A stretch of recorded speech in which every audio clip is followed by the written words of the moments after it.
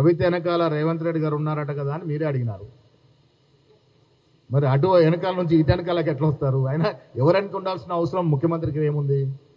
మాకు కావాల్సింది ప్రజల శ్రేయస్సు, ప్రజల ఆకాంక్షకు అనుగుణంగా నడుస్తూ ఉన్నాం. ప్రజలు కోరుకున్నారు కాళేశ్వరంలో జరిగిన అవినీతి మీరు బయటకు తీయాలని. ఎన్నికలకు ముందు మేము ఆ కోరికను మన్నించి ఇవాళ కమిషన్ వేసి వెనక్కి తీశాము. మా కేసీఆర్ కుటుంబ సభ్యులందరూ కూడా సమాన దూరంలో ఉన్నారు.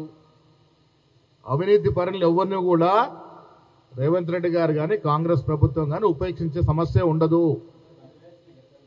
అందరు బంజారాస్లో ఉంటారు, అందరూ ఒకే చోటుకి పోతారు. ఎక్కడికి?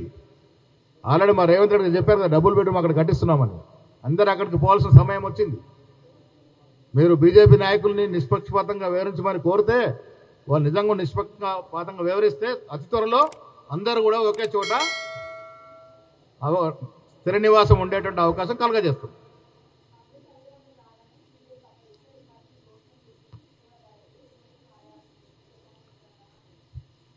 సిబిఐకి అప్పచెప్పడానికి కారణం ఏంటి? ఘోష్ కమిషన్ పరిపూర్ణ నివేదిక ఇచ్చింది, వాస్తవాలు బయటకు వచ్చాయి.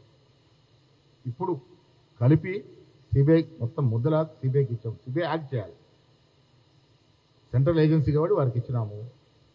మేము చర్యలకు పోలుకుంటే కక్షపూరితంగా చేస్తూ ఉన్నారు, ఇబ్బంది పెడుతున్న మాట వస్తుంది.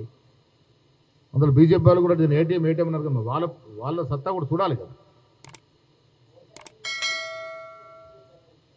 చూస్తాం దాని పరిస్థితిని బట్టి, డెన్సిటీని బట్టి.